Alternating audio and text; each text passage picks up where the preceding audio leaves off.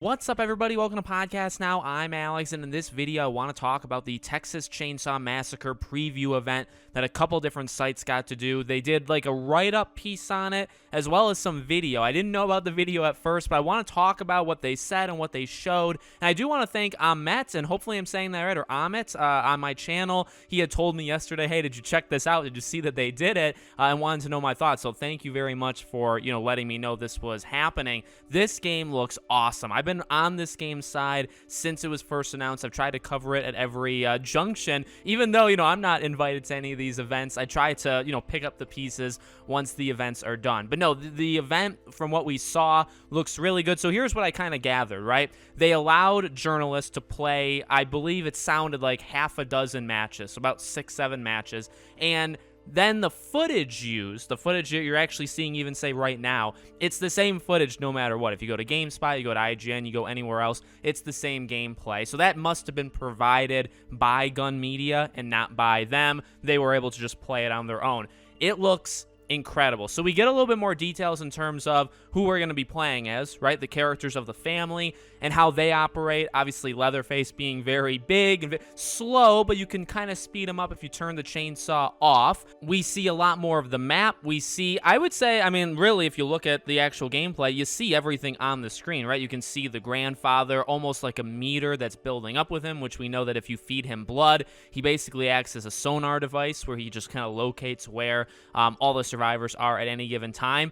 But putting into words how great this game looks actually is kind of difficult. It looks, and I think GameSpot mentioned it, it feels very much like the movie. And I think when you make a game, to add too many details can almost be a bad, or I said two, right? You can almost add too much. You can almost make, say, a map like this feel too much. But I feel like how the game is designed, where some of the family can do basically what you can do, right? They can go through small spaces or whatever.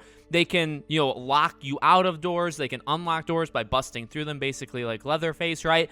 So having a map that's so intricate, that has all of these different pieces to it, where there's only a couple ways out, your escape, once you get outside, say you get caught, you actually have to, I guess, to escape the family, you can go down a well, which leads you directly back to the basement, which is where you start the game.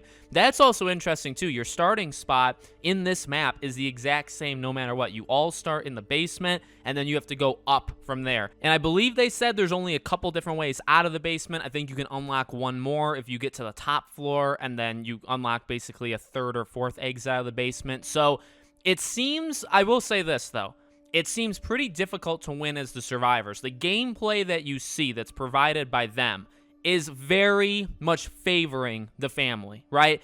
But with that being said, I think that's purposeful. I think that's the survivors literally, like whoever's playing it, whoever's capturing that footage, is almost purposely doing it. Because when you listen to the previews, they talk about how they played as the survivors and they did okay, or they were the family and survivors actually put up a good match against them. So, in this, when you see, like, the girl trying to undo her, like, bear trap, she's purposely not pressing the button. Like, she's purposely staying there to wait for that death animation. So I do feel like if you all work together, this is going to be a game that can really work. And you're going to have to, but I really feel like just by watching it, you kind of feel claustrophobic. You kind of feel scared for the survivors. Because, again, it does really seem like if this family catches you, because it's not just one, there's three, that really, they can end you quite quickly. But it is an interesting mechanic, and I think, again, GameSpot mentioned, what's interesting about this game, and I do think this is actually very fascinating, I guess judged off of other games,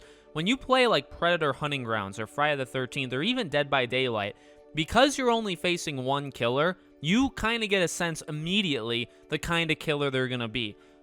Yes, maybe there's a little diversity there, right? Say with like a Jason and Friday the 13th. But I think you would know kind of off the jump if it's like an aggressive killer, if it's more a sit-back killer. You would kind of know that. Unless they change their play style, but that's kind of rare, right? For a game like this, because there's three killers, they all are different, right? Somebody may play Leatherface, let's say more like reserved than other people. So you're not dealing with just one villain, one killer you're looking at and saying, oh man, they may really, I can immediately tell, let's say, what this killer is going to do. Now you have to do that for three different ones. So I would say this, and I've said this since the beginning. If the balance is good, the balance has to be good. And I know they said in the preview that technically it's not supposed to be evenly balanced because you're literally like the underdogs.